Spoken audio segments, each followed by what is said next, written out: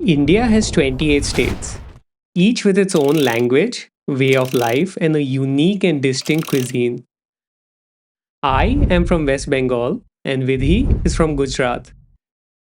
Spain and Portugal have more in common than we do. So, why has only a fraction of Indian cuisine become popular worldwide? We have no idea.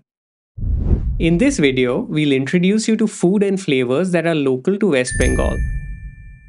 We'll show you a glimpse of how the magic happens. Because food is magic, and we hope that these secrets can help change your life. All the dishes in this video were either made by my mom or our cook, Malotidi, who have made these dishes hundreds of times before. So you can be sure that you're in good hands. We'll start with beguner Shorshe Bata. Begun is eggplant, and Shorshe is mustard. And Shorshe Bata is a mustard paste that occupies a special place in Bengali cooking. You start by soaking a combination of black and yellow mustard seeds in water.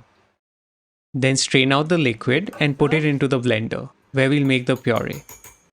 To season, we'll add green chilies, salt, and some mustard oil.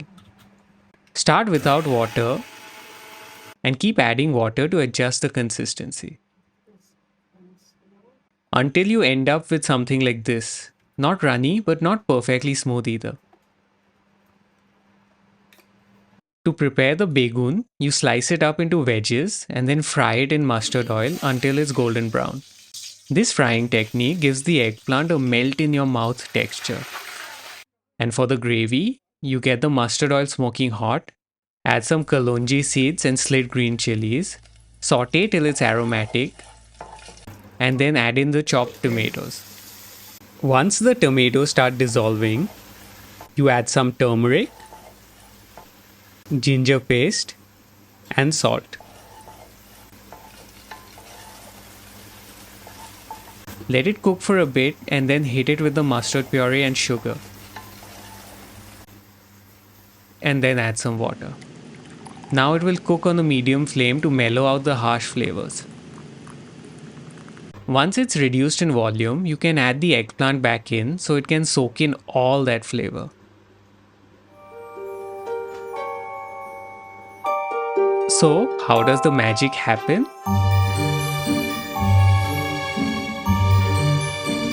The hot spice comes from the green chilies, the ginger gives it an earthy, spicy kick, and finally the sugar evens everything out and brings it all together. It's the same thinking behind honey mustard or why we add sugar to mayonnaise. The mustard seed paste obviously brings the pungency, but it also gives the dish a creamy curry-like quality. It plays a vital balancing role in all of this. This is an explosive dish, best had with some rice. Our friends David and Natalia joined us on this day, so let's hear what they thought about it. What's striking about it is how creamy and indulgent the eggplant is. This is so good. This is so good. Yeah, the mustard in it is beautiful. It's got like a little bit of heat and creaminess, but it's not overpowering. And it almost has like a horseradish-esque flavor. But again, very tolerable and very gentle and still bursting with flavor. Why don't I'm going to stay in India and live here. Next up is Mocha, or banana blossom, an ancient mock meat that's adored by most Bengalis. You start by getting some mustard oil smoking hot. First, you fry up some potatoes and take them out. Next, you add in a stick of cinnamon, a whole dried red chili, and a bay leaf. Then, some whole cumin seeds. Once aromatic, the ginger paste goes in. Then some salt. And finally, some garam masala. A quick stir and you can add back in the potatoes and then the mocha.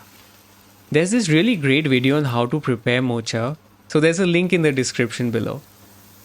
A little turmeric.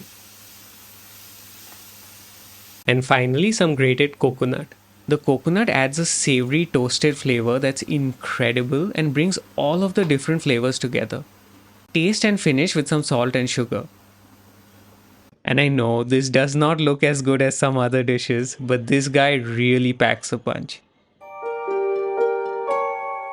So, how does the magic happen?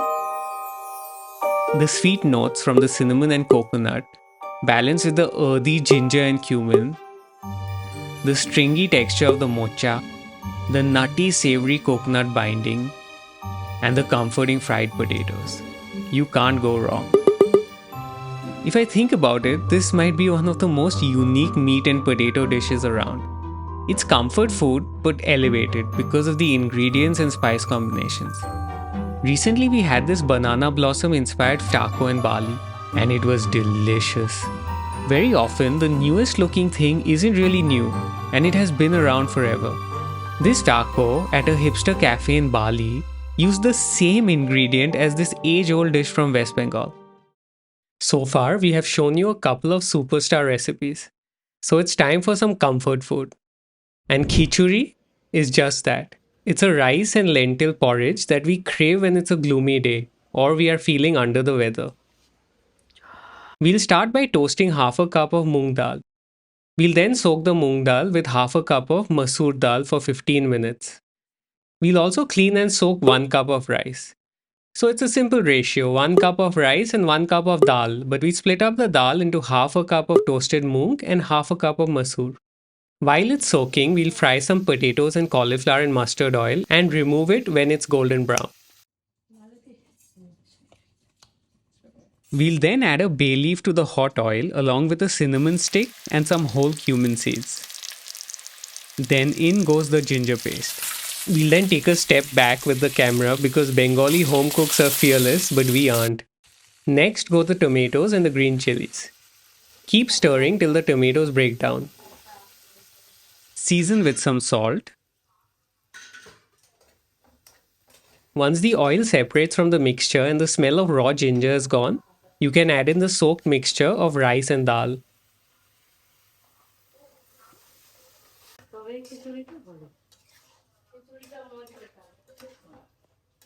Add some green peas, mix to combine, and then transfer the mixture to a pot with boiling water.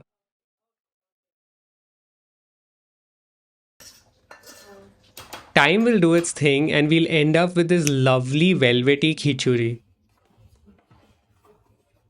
the ultimate Bengali comfort food. And we won't stop there. Khichuri is typically served with some bhaja. Bhaja translates to fried thing, and Bengalis are fantastic with fried things. Our first bhaja will be peaji, an onion pakoda that's sweet and savory and the perfect accompaniment to khichuri. Link to a detailed recipe in the description. And the next one will be this unique pumpkin flower one.